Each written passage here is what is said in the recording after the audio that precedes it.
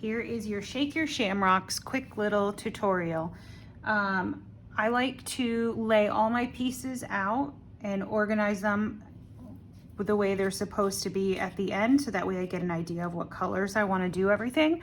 Then I'll go ahead and group them into color piles. It kind of just helps move everything along faster. So a couple tips for you. You're going to be using your sponge brush, your makeup sponge, sorry, for majority of this project. What you're going to do is take the little plate that's included, put some of your paint onto it, dip your sponge into it, and take off all the excess. You really want super light amount of paint on here. Less is more. And you're going to dab on like you're putting on makeup. So you're going to just dab on the piece. Obviously it'll be separated. Dab it on just like that. When you're painting larger pieces that don't have anything that needs to have detail in it, you can use your sponge brush that's included and paint over it, because you'll see with even just how this is etched out, it's going to be covered up.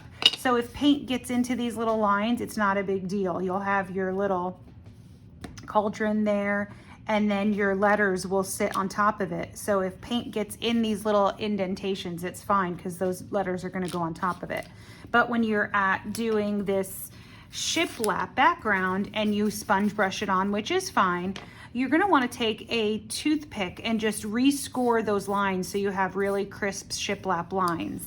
That's a good tip for doing those. Also, if you have painter's tape, scotch tape, any kind of tape at home, hold on, here we go.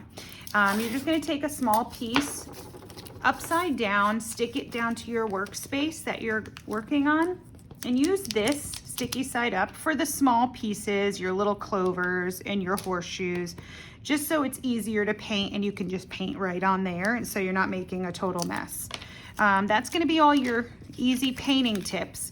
If you have these that have a lot of the engraving, again, less is more. The lighter amount of paint you put on here, you don't want it to soak into all these lines. So really go lightly. Once you have that all painted, you're going to take your glue that comes with your kit, and you're going to put a bit of glue on the back of your item.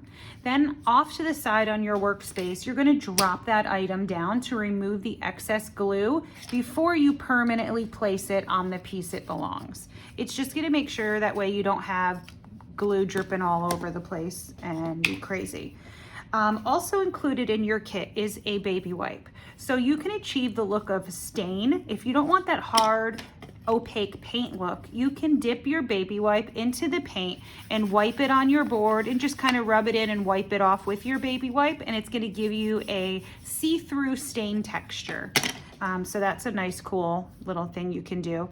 Other than that, I think that's all the tips. Please post up pictures of your kits. Let me know how they go. Let me know if you have any questions. You're gonna love these. These are super easy, and you're gonna wanna make one for every season, because let me tell you, I wanna make all the trays. So thanks a lot, guys. I appreciate it, and let me know how it goes.